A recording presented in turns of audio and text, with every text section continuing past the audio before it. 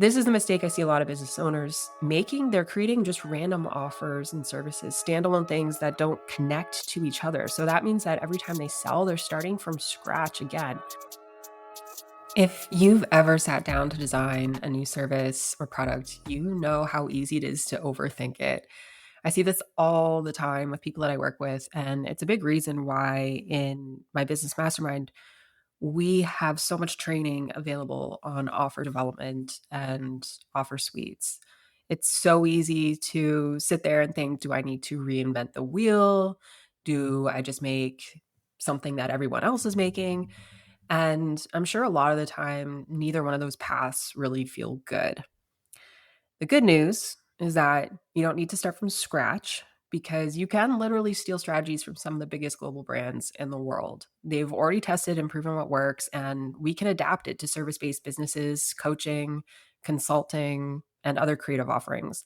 So, today on Being in Business, I'm going to walk you through 3 strategies you can swipe from Netflix, Apple, and Peloton, and I'll tie them right back to how you can apply them now in your own business. Let's dig in. Netflix is up first. Do you remember those red DVD envelopes? That was their first offer. I have memories of going to grocery stores when I lived in Vancouver and renting those DVDs from their little kiosks at the grocery store beside where I worked.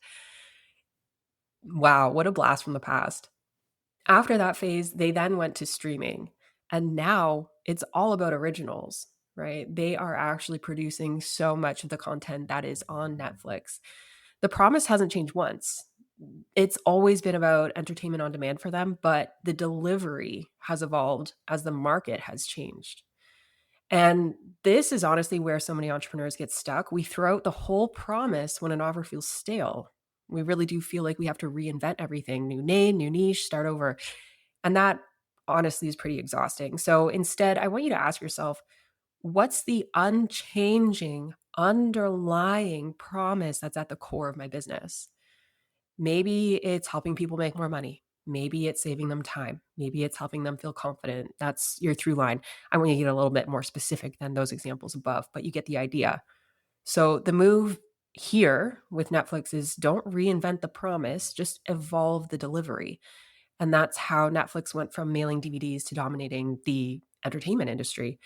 And I think that this is a core aspect of why we're seeing so many people struggling in the online business space at the moment, because I do think that we need to be looking at what is that current evolution play. I think a lot of people are kind of lost in this, but people are not behaving in the same way that they were 5 years ago. And a lot of people are still trying to get caught up to, okay, what does this mean for me and my business? How do I deliver? How do people want to interact with services from businesses like mine?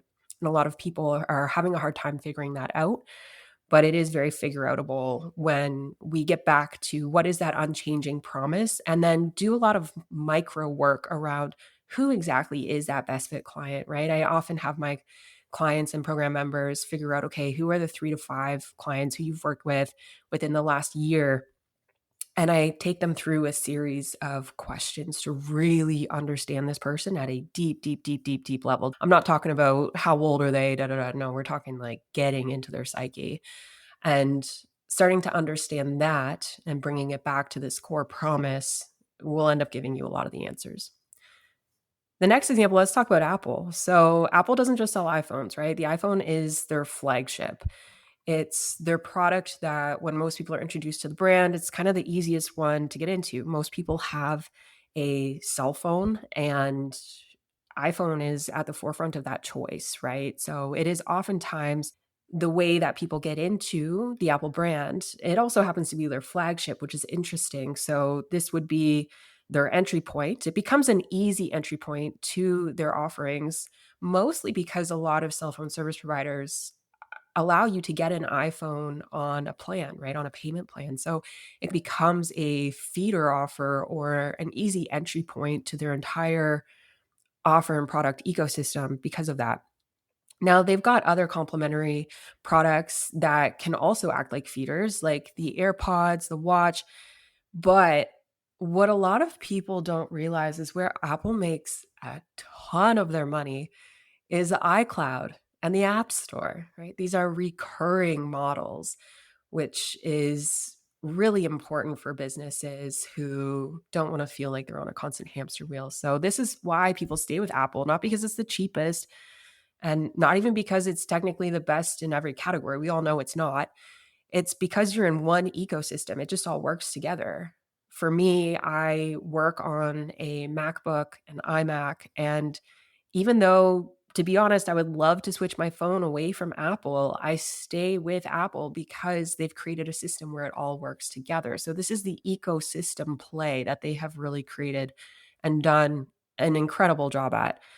This is the mistake I see a lot of business owners making. They're creating just random offers and services, standalone things that don't connect to each other. So that means that every time they sell, they're starting from scratch again.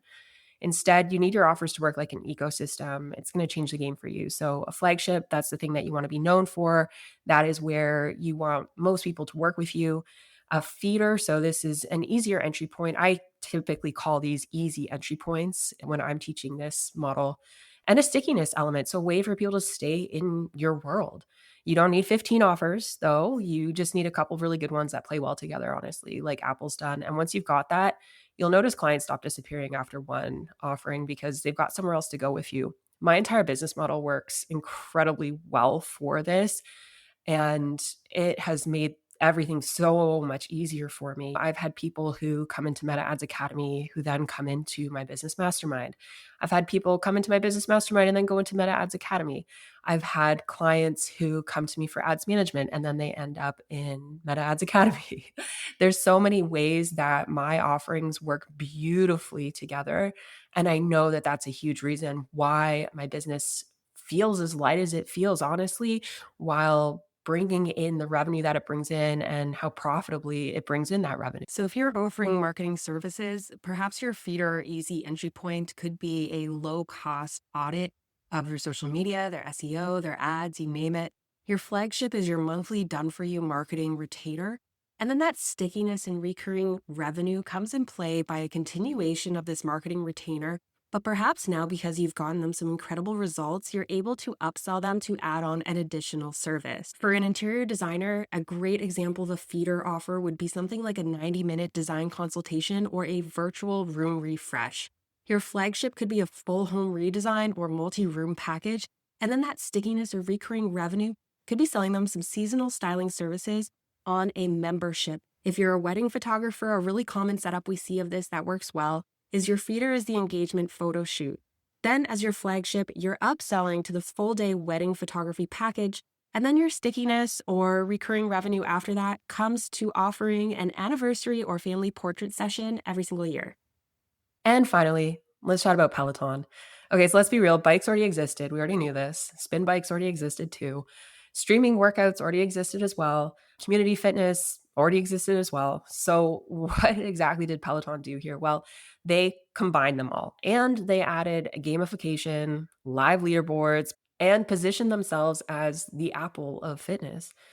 Now, this is what we call the market gap play. So it's not about inventing from scratch. It's about seeing what's already in the market and asking where's the gap, what's missing, and how this is delivered, priced, packaged, positioned, and how can I fill that gap? This is really neat. And I think this is where so many people have oversight because when you're creating a new offer or service, the beauty is in finding something that people are already willing to pay for. People already have demand, there's already buy in. You're not trying to create demand in the market. I think that is one of the most biggest mistakes, the most common things that I see is people are always trying to create something that's brand new or invent something completely new. I mean, sure, that might feel great, and there definitely are areas where new solutions are needed, but the majority of the time, what is going to work really well in business is filling demand that already exists, but positioning yourself and differentiating yourself enough that you're filling these gaps like Peloton has done. So sometimes the gap isn't a brand new idea. It can literally just be a combination. You can take things that already exist and combine them together. An example of this could be if you are a nutrition coach, perhaps you could combine personalized meal planning, which is super common, but you could partner it with grocery delivery. So clients not only get the plan, but they also have an easy button to have all the ingredients show up at their door. There are so many people who I know would scoop this up. If you are a nutritionist, feel free to cop that. Another example, again, coming back to photographers, perhaps you could combine traditional photography with content repurposing. So instead of just delivering photos, package shoots with short form video clips optimized for social media. If you are savvy in the editing department, perhaps you could throw together a couple edits for them as well. Another big opportunity I'm seeing right now is if you're a social media manager, perhaps you could combine management with UGC creation and management. So clients don't just get scheduling and captions and contents, but they also get fresh on brand content filmed for them by you managing UGC content creation from other UGC content creators. So for you, maybe it's packaging two things your clients already buy separately into one seamless experience. And this can be done as a package that you present, or it could be done via an upsell that you pitch to them privately so that they end up with both of the offers, but they got this special deal through this conversation with you. So, all in all, Peloton didn't invent the bike. They just combined things in a smarter way. And that's what the gap play is. So, a little recap for you. So, from Netflix, don't reinvent your promise, just evolve your delivery. From Apple, stop making random offers, build an ecosystem. And from Peloton, don't try to invent from scratch, just combine things in a way no one else has. These three strategies will keep you out of the spaghetti at the wall phase of business and help you build offers people actually want to buy over and over again.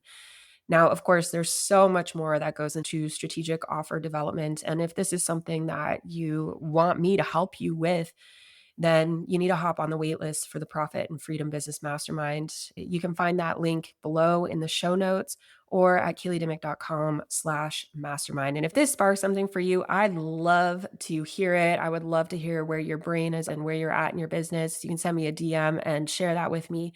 And if you've got a friend who's in offer creation mode, please share this episode with them. And lastly, it would mean so much to me if you could subscribe and follow to this podcast and make sure you rate it as well. We'll chat soon.